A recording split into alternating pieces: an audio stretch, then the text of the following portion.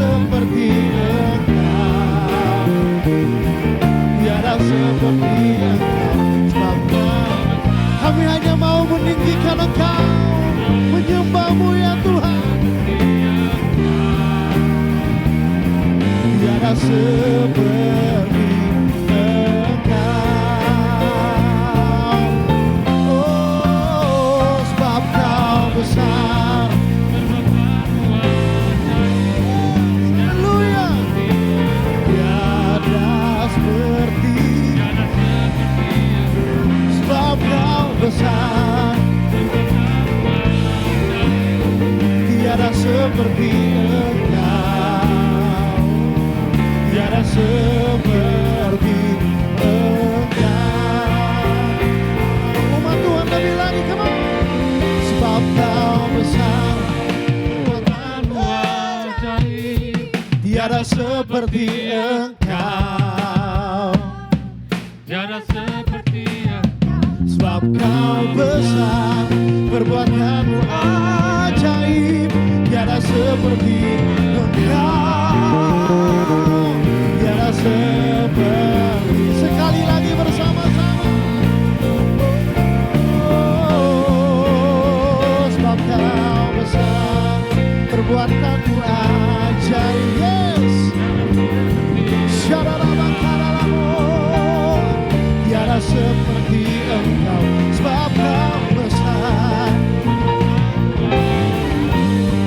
Tiada seperti Engkau, tiada seperti,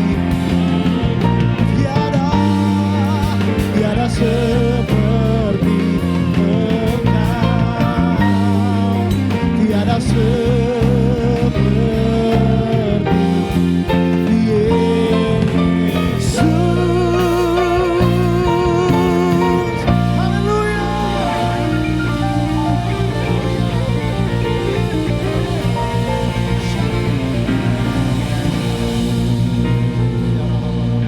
Benar Tuhan, Kau besar, tiada seperti Engkau ya Bapa. Terima kasih Tuhan Yesus untuk pujian penyembahan yang telah dinaikkan di tempat ini. Biarlah boleh menjadi dupa yang harum di hadapan-Mu ya Tuhan. Dan biarlah ini menjadi ibadah yang berkenan di hati-Mu ya Tuhan. Terima kasih Tuhan Yesus. Kalau sebentar anak-Mu akan menyampaikan isi hati-Mu di tempat ini. Pakai mulut bibir anak-Mu ini ya Tuhan, untuk menyampaikan pesan Tuhan untuk umat-Mu di tempat ini. Bahkan bukan saja untuk yang mendengar, terlebih hamba-Mu juga yang akan menyampaikan kebenaran firman Tuhan ini. Terima kasih Tuhan Yesus. Roh Kudus, Engkau ambil alih segala sesuatunya Tuhan. Dan juga sembunyikan hamba-Mu ini di belakang salib-Mu, sehingga nama Tuhan saja yang dipuji, dimuliakan, ditinggikan. Terima kasih Tuhan Yesus. Dalam nama Tuhan Yesus kami berdoa dan mengucap syukur. Amin. Amin. Ya. Shalom Bapak Ibu, silakan duduk. Terima kasih untuk Raymond, Cirina, Nofta dan istriku dan juga tim musik yang telah menghantar kita untuk masuk dalam pujian penyembahan. Ya. Pertama-tama saya ucapkan terima kasih untuk Ko Henry sama dengan Ciulina ya, Pak Gembala dan Ibu Gembala kita yang telah memberikan kesempatan kepada saya untuk membagikan sharing firman Tuhan pada siang hari ini. Ya. Saya akan mulai firman Tuhan ini dengan kesaksian yang saya alami. Saya akan bagikan untuk Bapak Ibu sekalian. Kejadiannya kurang lebih 16 tahun yang lalu, yaitu di tahun 2010. Saat itu saya mengalami terpuruk secara ekonomi yang diakibatkan dari investasi yang saya investasikan itu bodong. Padahal uang yang saya berikan juga dengan uang yang cukup besar kepada orang yang saya percaya begitu ya. Tapi alhasil dana itu tidak kembali dan saya harus menanggung hutang yang cukup besar. Saat itu saya benar-benar sangat merasakan, waduh hidup gak enak. Dan firman Tuhan saat itu yang muncul di Yeremia 17 ayat 5 dan ayat 7, Dikatakan bahwa terkutuklah orang yang mengandalkan manusia, tetapi diberkatilah orang yang mengandalkan Tuhan. Jadi saya di tengah-tengah situasi kondisi seperti itu, saya nggak berani cerita sama banyak orang. Karena firman Tuhan ngomong terkutuk orang yang mengandalkan manusia. Akhirnya saya juga mengimani bahwa diberkatilah orang yang mengandalkan Tuhan. Saya menjalani hari-hari itu bersama dengan Tuhan. Dan hanya 1-2 orang saja yang saya ceritakan, itu pun kakak rohani saya. Yang mana saya berpikir beliau bisa membimbing saya di dalam situasi kondisi seperti ini. Nah, di waktu yang bersamaan ada 2 sahabat saya yang mana dia juga punya kerinduan untuk buka pelayanan. Dia juga kenal dengan kakak rohani saya sehingga kita berempat. Dia punya kerinduan membuka pelayanan untuk menampung anak-anak jalanan, gelandangan, dan juga anak-anak yang putus sekolah untuk disekolahkan. Waduh, Bapak Ibu, jujur saat kondisi ekonomi saya seperti itu tidak mudah. Karena saya langsung berpikir ini pasti butuh dana dan gak kecil. Karena teman saya ini ngomong mintanya kita ada rumah singgah. Jadi ada rumah yang harus kita kontrak. Lalu di sana anak-anak ditampung, dikasih makan, bahkan dikasih uang saku, dikasih yang sekolah disekolahkan, ada biaya sekolah, dan juga ada pelatihan-pelatihan yang kita bekali mereka semua di rumah singgah itu. Tapi puji Tuhan saat itu saya bergumul, saya berdoa dan saya mengambil keputusan untuk saya bergabung. Jadi berempat kami punya rumah singgah itu di daerah Cihanjuang. Rumahnya ngontrak, kita renovasi sedikit, ada 6-7 orang anak waktu itu. Kita tampung, ya sebagian ya terus dilatih untuk bisa punya keterampilan supaya paling tidak anak-anak ini sudah tidak jadi gelandangan lagi, tidak mengemis tetapi punya penghasilan. Jadi kami banyak kasih pembekalan kepada mereka, saya juga mengajar di sana tentang etika, etos kerja, keterampilan, kita bikin telur asin, kita bikin keripik, kita bikin susu kedelai. Mereka yang bekerja, mereka juga jualan dan hasilnya uangnya untuk kehidupan sehingga tujuannya satu hari mereka bisa hidup lebih mandiri. Nah, di saat posisi seperti itu, apa yang saya mau saksikan Bapak Ibu? Ini saya masih ingat kejadiannya sekitar pukul 3 sore. Karena seperti tadi saya bilang ya, ini butuh dana, apalagi di asrama itu kami yang berempat nggak bisa nemenin mereka semua. Jadi ada suami istri yang kita ambil dan kita kasih PK juga setiap bulannya. Jadi waktu itu saya kira-kira jam 3 sore saya pergi ke ATM, saya mau transfer untuk mendukung, mensupport pelayanan ini. Begitu antrian, ada kira-kira 7 orang, saya mengantri di mesin ATM, gitu masuk, saya keluarkan kartu ATM, saya masukkan PIN saya cek saldo. Dan waktu saya cek saldo, itu saldonya enggak lebih dari 5 juta Bapak Ibu. Karena posisi saya juga saat itu masih banyak hutang yang harus dibayar, supplier tagihan juga masih besar. Anak saya sendiri pun belum bayar sekolah. Aduh, jadi enggak jadi saya transfer Bapak Ibu. Saya keluar, tapi begitu keluar dari pintu ruang mesin ATM itu, hati saya itu benar-benar gelisah. Hati saya itu galau ya, seperti ada rasa bersalah. Aduh, kok kayak gini ya, nggak tenang. Akhirnya saya memutuskan untuk antri yang kedua kali. Saya antri lagi dan begitu saya masukkan nomor PIN, saya cek saldo lagi, saldonya tidak bertambah. Dan saya nggak jadi lagi transfer. Saya keluar untuk kedua kalinya, perasaan itu semakin menggebu-gebu, perasaan bersalah, perasaan tidak enak. Dan saya memutuskan untuk yang ketiga kali saya antri. Kira-kira ada 3-4 orang antri dan saya hanya berpikir begini. Saya bilang, Tuhan saya kalau nggak jadi transfer juga hutang saya masih besar, nggak cukup dana ini. Sementara di sana ada 6-7 orang yang membutuhkan makan.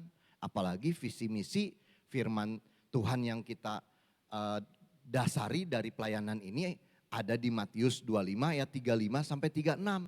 Yaitu dikatakan ketika aku lapar, kamu memberi aku makan. Ketika aku haus, kamu memberi aku minum. Ketika aku seorang asing, kamu memberi aku tumpangan.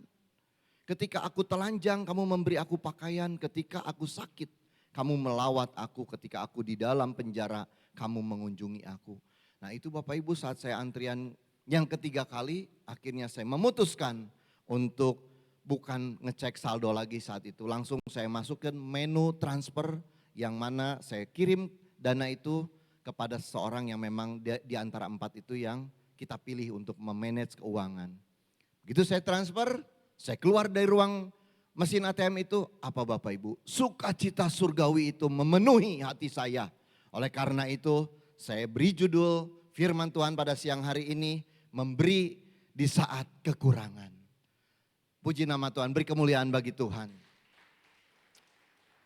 Itu sampai dengan hari ini sukacita itu tidak pernah hilang dari kehidupan saya. Dan betul Bapak Ibu, saat memberi di saat kekurangan itu ya, itu saya sudah merasakan memang tidak mudah. Nah, apa yang mendasari firman Tuhan? Saya ambil dalam Markus 12 ayat 41 sampai 44. Dikatakan, pada suatu kali Yesus duduk menghadapi peti persembahan dan memperhatikan bagaimana orang banyak memasukkan uang ke dalam peti itu. Banyak orang kaya memberi jumlah yang besar. Ayat 42. Lalu datanglah seorang janda yang miskin dan ia memasukkan 2 peser yaitu 1 duit. Maka dipanggilnya murid-muridnya dan berkata kepada mereka, aku berkata kepadamu sesungguhnya janda miskin ini memberi lebih banyak daripada semua orang yang memasukkan uang di dalam peti persembahan.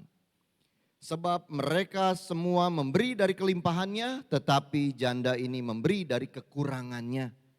Semua yang ada padanya yaitu seluruh nafkahnya. Bapak Ibu, Tuhan itu tidak melihat dari seberapa banyak jumlah yang kita berikan. Tapi Tuhan melihat dari ketulusan hati kita saat kita memberi. Ya. Tuhan tidak melihat dari seberapa nominal apa yang kita berikan. Seperti yang dikatakan tadi, orang kaya saat memberi persembahan. Saat kita memberi dengan motivasi yang benar, Tuhan akan melihat, bahkan Tuhan akan memperhatikan apa yang menjadi keperluan, apa yang menjadi kebutuhan Bapak Ibu Saudara sekalian. Karena Tuhan tahu kepada siapa Tuhan akan berkenan menitipkan berkat-berkatnya.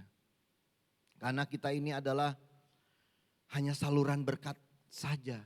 Yang namanya ketitipan atau saluran berkat. Ya kan menjadi bukan semuanya jadi harus milik kita. Sebagai contoh ya Bapak Ibu, saya ketitipan buku dari Ko Henry yang harus diberikan ke Ko Anim. Ya, itu bukunya Ko Anim yang dititipin dari Ko Henry ke saya untuk diberikan. Artinya tidak boleh buku itu jadi dimiliki saya. Nah, Bapak Ibu tahu enggak berkat Tuhan itu ya, ada berkat orang lain yang Tuhan titipkan kepada kita Bapak Ibu. Sehingga semua yang kita miliki ini bukan harus kita habiskan, apalagi dipakai yang enggak benar. Bukan juga semua yang kita miliki ini secara egois milik kita sendiri, kita tidak perhatikan orang lain. Tetapi justru ada berkat orang lain yang Tuhan titipkan kepada kita, yang untuk kita salurkan kepada mereka yang memang membutuhkan. Jadi kita ini hanya saluran berkatnya saja. Ya. Tapi percayalah Bapak Ibu, saat kita melakukan, saat kita taat, ya, saat kita juga tahu ya yang Tuhan mau dalam hidup kita, percayalah bahwa Tuhan tidak pernah berhutang kepada kita. Karena saat kita melakukan kebaikan kepada orang lain, ya, itu seperti Tuhan tuh sedang dipiutangi dengan kebaikan-kebaikan yang kita lakukan. Dan Tuhan tidak mau berhutang. Makanya Tuhan akan terus memberikan berkatnya juga kepada kita. Ya, sekalipun kita terus memikirkan banyak orang, itu seperti justru memiutangi Tuhan. Dan Tuhan tadi sifatnya dia tidak mau punya utang. Makanya itu tidak salah orang yang menangkap maksud dan tujuan dari saluran berkat ini, Tuhan terus tambah-tambahkan berkatnya. Amin Bapak Ibu, beri kemuliaan bagi Tuhan. Tuhan itu kasih, sehingga sifat Tuhan itu penuh kasih. Saat Tuhan meminta apa yang sedang kita pegang, sesungguhnya Tuhan sudah siapkan berkat yang jauh lebih besar dari yang kita miliki atau kita pegang. Seperti dalam PPT ini Bapak Ibu, ya. Anak kecil ini gambaran kita. Saat kita pegang ada berkat di tangan kita, Tuhan ini tuh satu-satunya yang aku miliki. Masa Tuhan minta untuk berikan ke orang lain? Nah, kuncinya kalau kita mau taat, kalau kita mau melepaskan berkat tadi, lihat di tangan Tuhan di belakang ada berkat Tuhan yang jauh lebih besar yang Tuhan sediakan bagi kita. Amin Bapak Ibu ya. Oleh karena itu kalau Tuhan yang suruh untuk kita melepaskan apa yang kita miliki, sekalipun kita bilang ini tuh aku perlu Tuhan, ini tuh cuman satu-satunya, gak ada yang lain. Tapi biarlah dengan ketaatan itu sehingga kita akan melihat mujizat Tuhan yang terjadi. Kalau kita taat, kalau kita mau berani melangkah dengan iman, maka kita akan melihat mujizat Tuhan. Kita tahu kisah janda di Sarfat dan juga kisah anak kecil yang punya 5 roti dan 2 ikan. Ya, waktu janda di Sarfat ini, waktu itu dia sudah tinggal makanan yang diolah yang terakhir. Dan dia bilang setelah ini aku akan mati bersama anakku. Tapi Elia berkata, berikan dulu kepadaku. Dan janda ini taat. Dan dia mau memberikan roti bundar ini yang dia olah. Sehingga terjadi mujizat. Dan pada musim kering saat itu ya, itu janda Sarfat ini akhirnya bisa melewatinya. Dan tepung dalam tempayan dan juga minyak dalam buli-buli itu pun tidak habis sampai dengan melewati musim kering itu Bapak Ibu. Dan terjadi mujizat Tuhan. Begitu juga yang anak kecil, dia punya bekal, hanya 5 roti dan 2 ekor ikan. Kalau dia berpikir ya apalagi masih anak-anak, ini kan punya saya, ini kan bekal saya, ngapain saya kasih, nanti saya lapar, nanti saya justru yang mati di sini. Sementara di sini banyak orang, 5.000 laki-laki saja itu yang dihitung. Ya, tapi karena anak kecil ini juga mau berani memberikan ya 5 roti dan 2 ikan yang menjadi bekalnya. Terjadilah mujizat Tuhan. 5.000 orang laki-laki, bahkan ada 12 bakul ya sisanya. Kuncinya adalah maukah kita taat dan berani melangkah dengan iman. Ya, menyerahkan apa yang ada pada kita sekalipun kita saat ini sedang membutuhkan. Bahkan bisa dikatakan kita pun sedang berkekurangan. Jika kita ingin mengalami mujizat, maka beranilah mengambil langkah iman dan taat kepada Tuhan. Ya, saya pernah mendengar kesaksian dari teman. Ini teman seorang hamba Tuhan juga. Dia dipesenin oleh istrinya, dia telepon, waktu itu masih pengantin baru. Dia bilang, "Yang, beliin aku soto dong. Nanti malam kita makan soto ya." Teman saya ini cuman punya uang 50.000 di dompetnya dan tidak punya uang lagi. Di rekeningnya pun tidak punya. Dia beli soto sesuai yang diminta oleh istrinya. Harganya 35.000 dia bilang. Begitu dia keluar dari warung soto itu, ada pengemis yang minta. Dia bilang, "Pak, saya belum makan. Dari pagi saya belum makan." Teman saya ini, aduh, dia tergerak hati. Dia bilang, "Waduh, ini padahal titipan istri yang juga sama. Belum makan dan dia satu porsi soto ini karena di rumah dia masak nasi, dia akan makan berdua dengan istrinya." Tapi dia akhirnya memberikan soto itu kepada pengemis itu dengan kedua anaknya. Dia bilang ada anak kecil 2. Tapi dia bilang, "Bu, ini nggak ada nasinya, hanya soto." "Iya nggak apa-apa, nanti saya bisa beli nasinya." Nah, singkat cerita teman saya ini pulang nggak bisa beli soto lagi, sisa 15.000 kan. Jadi dia pulang, dalam pikirannya dia cuman berpikir, ya udahlah 15.000 ini saya akan beliin kerupuk dan kecap. Supaya nanti malam saya tetap bisa makan dengan kerupuk dan kecap. Begitu nyampe di rumah, istrinya, "Mana Pak?" Katanya, "Mana yang sotonya pesanan aku?" "Ya nanti dulu ya, sebentar aku mau mandi dulu," dia bilang. Bapak Ibu saat dia mandi, istrinya mungkin udah, aduh kok dipesenin beli soto malah yang dibawa kerupuk dengan kecap. Akhirnya setelah mandi siapin dulu aja. Bapak Ibu perhatikan, saat disiapkan nasi sama istrinya, lalu ada yang mengetok pintu rumahnya. Dia bilang, "Pak." "Oh iya." Ternyata tetangga rumahnya.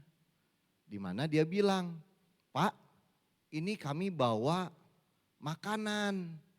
Kami sudah masak dari tadi siang karena anak kami akan datang. Tapi tiba-tiba anak kami tidak jadi datang. Ini saya masak gulai." Dan benar Bapak Ibu, yang dibungkusin itu banyak sekali. Dan bukan cuman gulai tetapi juga banyak yang dia kasih. Ada sembako dan lain sebagainya. Nah, dari kesaksian ini Bapak Ibu saya nangkap waktu teman saya ini menyerahkan, memberikan. Padahal dia itu miliknya dan itu dia mau makan bersama dengan istrinya. Akhirnya dia berikan kepada pengemis itu, tapi Tuhan tidak pernah berhutang. Di hari yang sama, ya beri kemuliaan bagi Tuhan. Malam itu dia tidak jadi makan dengan kerupuk dan kecap. Tetapi dia makan dengan dengan gulai yang dimasak oleh seorang tetangganya. Di mana dia bilang tidak jadi datang anak kami. Padahal memang teman saya ini kesukaannya gulai kambing. Itu dia bilang sampai begitu katanya, "Pak Bobi, saya mengalami mujizat Tuhan." Wah luar biasa. Itu Bapak Ibu, kalau kita mau melepaskan apa yang menjadi milik kita. Padahal itu satu-satunya cuman ini. Tapi Tuhan gantikan dengan berkat yang lebih besar, yang luar biasa. Ya kita bisa saja memberi dengan, ya kita memberi itu tanpa kasih. Tetapi kalau kita punya kasih, kita tidak bisa tidak memberi. Seperti tadi teman saya ini, karena dia punya kasih, maka dia bisa memberi. Tapi kalau kita memberi tanpa kasih, bisa Bapak Ibu. Contohnya, ya kita lagi makan, ada yang ngamen, ngeganggu pisan gitu ya, ngeganggu kita teh nggak enak, sampai dia juga nggak mau pergi-pergi di depan meja kita.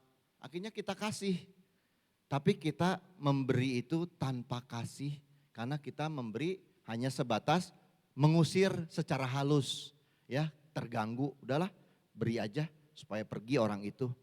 Tapi kalau kita punya kasih, kita tidak bisa, kita tidak memberi. Karena itu Bapak Ibu ya, saat memberi ini juga bukan saja bicara finansial, bukan bicara tentang materi saja atau uang Bapak Ibu. Tetapi memberi ini bicara tentang tenaga, pikiran, ya, doa, waktu, ya, ide-ide, ya, perhatian kita. Kita bisa memberi dengan hal-hal yang barusan saya katakan dan sebagainya. Ya saya pernah juga mendengar sebuah kesaksian dari seorang bapak. Jemaat gereja kita, ya dia seorang pendoa, istrinya juga seorang singer di kita, di gereja ini. Dia menyaksikan bahwa dia akan pergi untuk menyaksikan anaknya yang bertanding polo air. Itu pertandingan bukan tingkat RT, bukan tingkat RW Bapak Ibu. Ini tingkat nasional, PON ya, yang diadakan di Papua. Saya waktu itu mendengar kesaksiannya luar biasa. Di tengah-tengah perjalanan menuju mau melihat pertandingan, Bapak ini diantar oleh temannya dan katanya ada seorang ibu yang minta didoakan. Bayangkan Bapak Ibu, suami istri ini pengen menyaksikan pertandingan anaknya bersama dengan tim dalam pertandingan, ini harus mampir, lagi butuh waktu, lagi mepet, lagi udah gak punya waktu. Tapi ada yang minta didoakan. Dan Bapak ini akhirnya datang mendoakan. Dan saat selesai didoakan, dia pikir mau cepat melihat pertandingan, itu pujian penyembahan tidak bisa dihentikan. Sehingga terus katanya pujian penyembahan terus dinaikkan. Dan akhirnya selesai juga, pergi melihat di pertandingan, anak yang sedang bertanding, itu skornya sudah ketinggalan jauh dari tim Jawa Barat. Tapi waktu anaknya melihat, ada papahnya, ada mamahnya datang, ada timnya yang datang menyaksikan pertandingan itu seperti ada kekuatan yang luar biasa bagi tim dari Jawa Barat. Dan singkat cerita, tim Jawa Barat memenangkan dan mendapat medali emas. Bapak Ibu, beri kemuliaan bagi Tuhan. Tuhan tidak pernah berhutang. Padahal waktu itu sedang kekurangan waktu. Tapi Tuhan suruh berikan waktumu untuk berdoa. Tapi Tuhan tidak pernah mengecewakan. Sekalipun sudah memberikan waktu mendoakan, menyaksikan walaupun terlambat, skor sudah jauh tertinggal. Tapi tidak ada yang mustahil bagi Tuhan. Kalau kita mau taat, kalau kita mau ikutin apa yang Tuhan mau. Ya, seberapa banyak kita juga yang justru saat kita butuh ya, seperti tadi, butuh waktu cepat-cepat, butuh waktu kita mau istirahat, mau setelah sepanjang hari kita beraktivitas, kita kan perlu waktu ya untuk istirahat. Tapi justru kalau kita punya kasih, di tengah-tengah keterbatasan kita pun, di tengah-tengah badan yang sudah lelah, kalau ada yang nelpon, minta tolong doakan anak saya sakit, istri saya sakit, bahkan doakan ini kami sedang kedukaan. Aduh, rasanya ya kita butuh waktu buat istirahat, tapi juga ini. Tapi kalau yang namanya punya kasih, kasih mengalahkan segalanya, maka orang ini pun akan pergi untuk datang, untuk mendoakan sekalipun fisik secara fisik sudah lelah, ya. Bahkan ditelepon tengah malam menceritakan masalah-masalah ini itu, masalah pekerjaan, masalah rumah tangga, ya masalah dari A sampai Z. Padahal kita lagi butuh waktu untuk tidur ya, sampai kita masih mau mendengarkan telepon sampai tengah malam. Luar biasa ya. Nah Bapak Ibu, pernah nggak membayangkan kalau hal ini tuh terjadi pada Bapak dan Ibu Gembala kita? Saya cukup dekat dengan Ko Henry dan Ciulina. Ya, saya tahu kesibukan beliau, tetapi Pak Gem dan Bu Gem kalau sudah ditelepon dalam kondisi apapun, sebisa mungkin pun Ko Henry dan Ciulina tuh pergi. Bahkan sampai keluar kota untuk mendoakan pada jemaat, bahkan di saat kedukaan pun, sekalipun sedang lelah. Dan sesekali saya tahu kondisi Ko Henry maupun Bu Gem sedang kurang sehat. Saat itu saya masih ingat kok, tapi tetap Pak Gem dan Bu Gem kita pergi. Tapi lihat kenapa melakukan itu. Karena Pak Gembala dan Ibu Gembala kita penuh kasih. Ya peduli, dia mau berikan. Tadi kalau punya kasih maka mau memberikan. Berikan perhatian, berikan waktunya, berikan tenaganya, ya, diberikan segalanya kepada orang yang dia kasihi. Sekalipun dalam kondisi yang bukan baik-baik saja, dalam keadaan yang bukan lagi santai. Bahkan ya tadi tidak jarang dalam kondisi kurang fit Bapak Ibu, pagem-bugem bisa pergi untuk tetap melayani. Tapi kalau kita lihat ya, Ko Henry sungguh energik. Wah, saya ngelihat itu. Wah, tuh semangat. Bugem juga ya, terus Tuhan tambahkan kesehatan yang prima. Kalau saya lihat ya, Bugem ini selalu bersuka cita karena yang mereka layani benar-benar untuk Tuhan. Beri kemuliaan bagi Tuhan dan kita terus support ya pelayanan Pak Gembala dan Ibu Gembala kita. Ya. Ada kisah inspirasi, ini entah kisah nyata maupun atau fiktif ya. Tapi dari kisah ini ada makna yang saya ambil. Ya, ceritanya begini. Ada 2 orang yang dirawat di rumah sakit, katakan di bed A dan bed B. Yang di bed A bernama Ucup, usianya sekitar belasan tahun. Dia mengidap sakit yang cukup serius, sudah tidak ada harapan, tinggal menunggu hari saja. Tapi dia anak yang sangat semangat gitu ya, karena dia anak sekolah minggu yang terus dia ingat firman Tuhan. Pokoknya sukacita walaupun dalam kondisi keadaan yang sakit yang cukup serius. Nah yang di B itu seorang laki-laki, bapak yang usianya kurang lebih 50 tahunan, yang bernama Pak Silas. Ya ini 2 nama ini, Ucup dan Pak Silas, hanya ada di kisah ini saja ya. Kalau ada yang Bapak Ibu yang namanya sama, ya mohon maaf. Nah, mereka menderita yang cukup sudah lama sehingga 3 bulan sama-sama di ruang yang sama. Pak Silas ini sakit, matanya buta akibat dari kecelakaan kerja. Padahal dia bekerja untuk anak dan istrinya, tapi dia mengalami sakit, mengalami kecelakaan dan akhirnya matanya buta. Dan saat tahu dia buta, istrinya meninggalkannya. Dia sangat kecewa. Dia bilang, Tuhan kok tidak adil, aku bekerja untuk istri, untuk anak, tapi waktu aku kecelakaan kerja dan sampai aku harus mengalami buta, istri dan anakku meninggalkanku.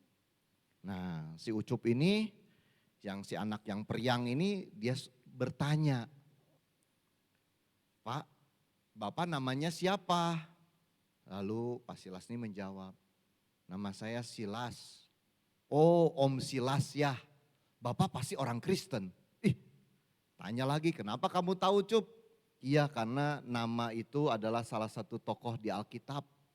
Saya juga orang Kristen Pak. Nah, singkat cerita Ucup yang dengan selama 3 bulan ini berinteraksi, dia sering mendoakan, dia bilang Bapak percaya enggak mujizat Tuhan? Ah enggak katanya. Wah jangan begitu Pak, Bapak harus percaya mujizat Tuhan, nanti Bapak akan sembuh, nanti Bapak akan pulih. Kalau Bapak nanti pulih, Bapak mau enggak melayani Tuhan? Akhirnya Ucup menantang. Ya kalau saya sembuh, saya bisa melihat lagi, saya mau melayani Tuhan, saya mau menjangkau jiwa-jiwa dengan kesaksian saya terima mujizat Tuhan, kesembuhan sehingga mata saya yang buta bisa melihat lagi. Akhirnya Ucup memberanikan diri bertemu dengan dokternya. Dia bilang, Om dokter, sakit saya kan sudah tidak bisa disembuhkan lagi, saya tinggal menunggu waktu. Nanti kalau saya dipanggil Tuhan juga saya sukacita kok Om, saya bertemu dengan Tuhan Yesus. Nah sebelum saya meninggal, Om dokter tolong operasi mata saya pindahkan ke Pak Silas, ke Om Silas. Karena Om Silas butuh. Karena dia janji sama saya akan melayani Tuhan kalau dia terima mujizat. Dan mata saya walaupun saya sudah meninggal, mata saya masih bisa melayani Tuhan melalui tubuh yang Om Silas. Aduh, ini Om dokter ya terenyuh. Ucup, kamu anak baik. Dia juga seorang dokter, seorang hamba Tuhan juga ya. Dokter dia juga doakan, dia pengen mujizat terjadi untuk Ucup supaya Ucup sembuh. Tapi Tuhan berkata lain, Tuhan lebih sayang Ucup. Makanya singkat cerita Ucup dipanggil Tuhan.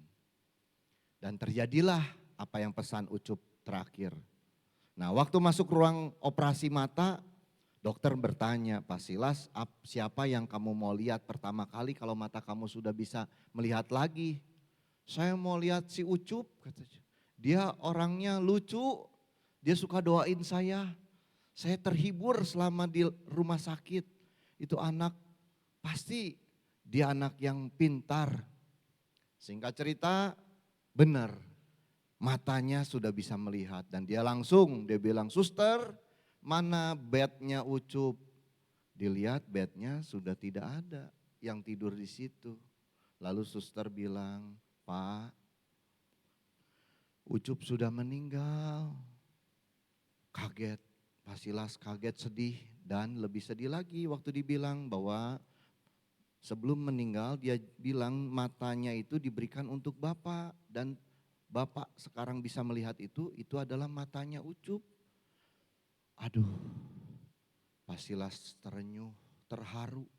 Dia tidak tahan ya menahan air mata. Dan dia berjanji, dia bilang susternya pun dititipin pesan. Katanya Bapak janji ya harus mau melayani Tuhan.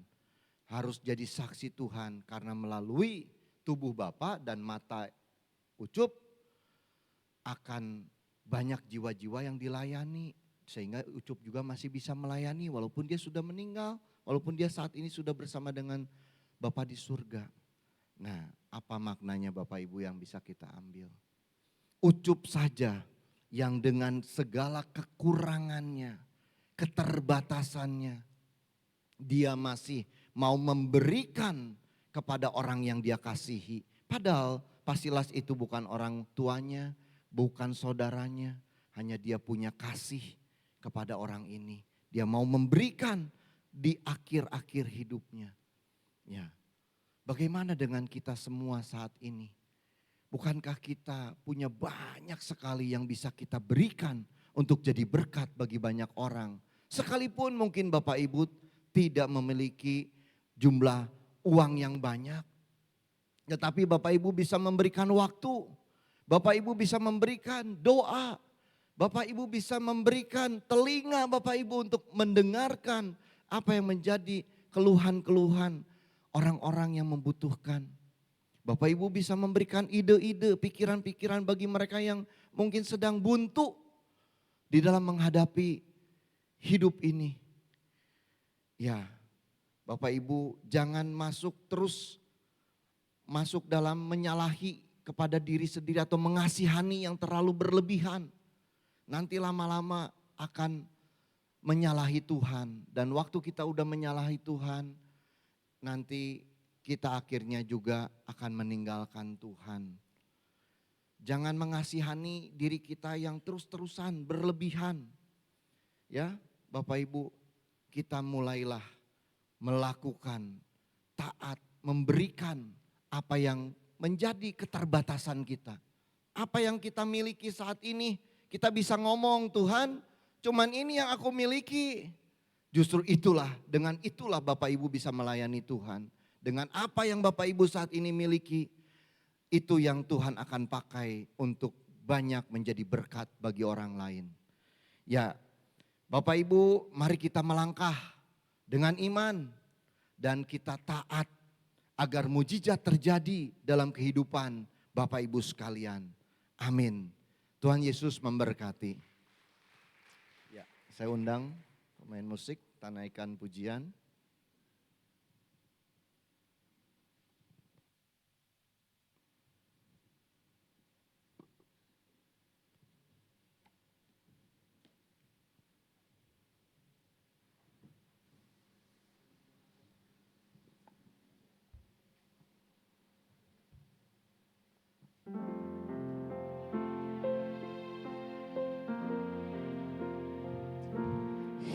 Hidupku menggenapi firman-Mu, tanda mujizat sertai tiap langkahku. Kau bersamaku di dalamku, jadi bukti kebesaran-Mu. Hidupku menggenapi tanda mujizat sertai tiap langkahku. Kau bersamaku di dalamku, jadi bukti kebesaran-Mu. Hidupku menggenapi firman-Mu, tanda mujizat sertai tiap langkahku. Kau bersamaku di dalamku, jadi bukti kebesaran-Mu. Terima kasih Tuhan untuk firman-Mu yang telah Tuhan sampaikan di tempat ini. Biarlah melalui firman ini Tuhan, kami mendapatkan satu rema yang Tuhan mau pesankan untuk kami semua. Di tengah-tengah keterbatasan kami mau melangkah dengan iman. Kami mau Tuhan taat seturut dengan apa yang Tuhan mau dalam hidup kami. Dan dari sanalah kami boleh melihat mujizat terjadi ya Tuhan. Mujizat itu bukan aja untuk kami tetapi untuk banyak orang. Sehingga hidup kami ini menjadi berkat bagi banyak orang. Tuhan terus perlengkapi kami semua Tuhan. Dengan apa yang kami miliki ini, di keterbatasan sekalipun ada Roh Kudus yang selalu memberikan keberanian dan bahkan memberikan pengertian-pengertian yang baru agar kami terus melangkah lebih lagi Tuhan untuk kemuliaan nama-Mu. Terima kasih Tuhan Yesus, biarlah ini menjadi firman bukan saja kami yang mendengar, juga hamba-Mu yang menyampaikan, tetapi kami boleh menjadi pelaku firman di dalam setiap kehidupan kami. Di dalam nama Tuhan Yesus kami berdoa dan mengucap syukur. Amin. Tuhan Yesus memberkati. Sekali lagi ini berkati firman